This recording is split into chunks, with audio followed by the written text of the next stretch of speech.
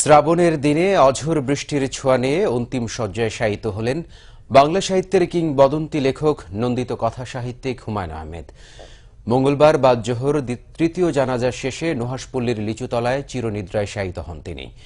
প্রিয় মানুষটির দাফনে নুহাশপল্লীতে ছুটে যায় অগণিত মানুষ। আরও জানাচ্ছেন মোজাম্মেল শিশির, ছবি তুলেছেন আরিফুল ইসলাম মাসুম। ঢাকা থেকে প্রায় ৬০ কিলোমিটার দূরে গাজীপুরের নুহাশপল্লীতে প্রয়াত হুমায়ুন আহমেদের মরদেহ পৌঁছে দুপুর ১২টায়।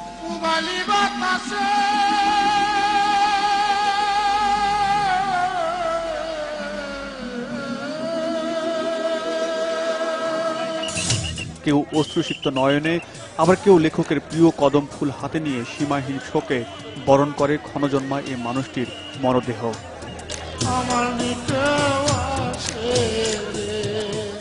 বাংলার আকাশের সবচেয়ে উজ্জ্বল এ নক্ষত্রের বিদায়ে শ্রাবণের মেঘগুলো যেন নিজেকে আর ধরে রাখতে পারেনি, কেঁদে উঠল ফুপিয়ে। অঝরে ঝরে পড়ে কালজয়ী এ লেখকের প্রিয় বৃষ্টি।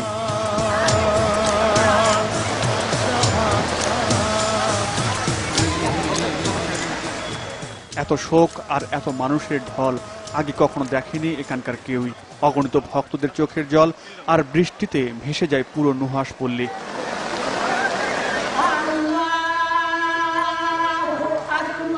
এরই মধ্যেই অনুষ্ঠিত হয় তৃতীয় নামাজে জানাজা।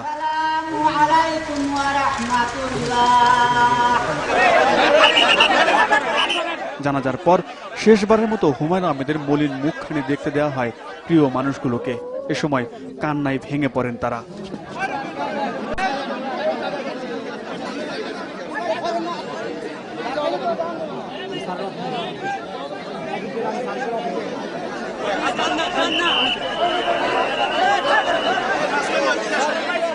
অশ্রু পুষ্পে শেষ শ্রদ্ধা জানানো হয় হুমায়ুন আহমেদকে।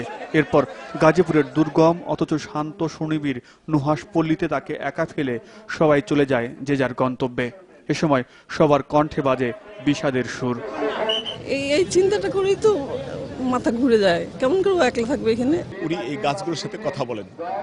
এতদিন আমাদের স্যার কথা বলছে, এখন গাছটা স্যারের সাথে কথা বলবে, স্যারের খোঁজ খবর নেবে, স্যারকে পরম মমতায় যত্ন করে রাখবে। সবাই চলে গেলেও অনিঃশেষ জাদুকর হুমায়ুন আহমেদের এখন সবচেয়ে আপনজন নুহাশপল্লী আর আশপাশের বাসিন্দারা। এমন মানুষের সমাধি কাছে পাওয়ায় অন্তহীন কৃতজ্ঞ স্থানীয়রা। উনি আসাতে আমাদের এলাকা ডেভেলপ হয়েছে, বিদ্যুৎ পাইছি, রাস্তাঘাট পাইছি।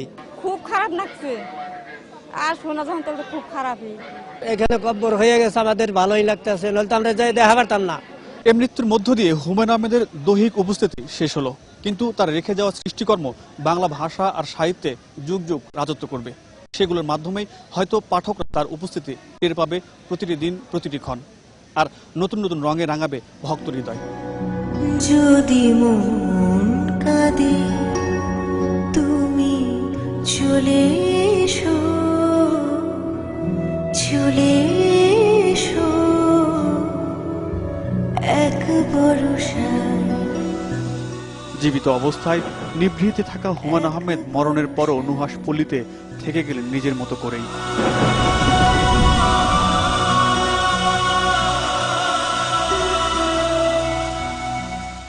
মোজাম্মেল শিশির, বাংলা ভিশন, নুহাশপল্লী, গাজীপুর।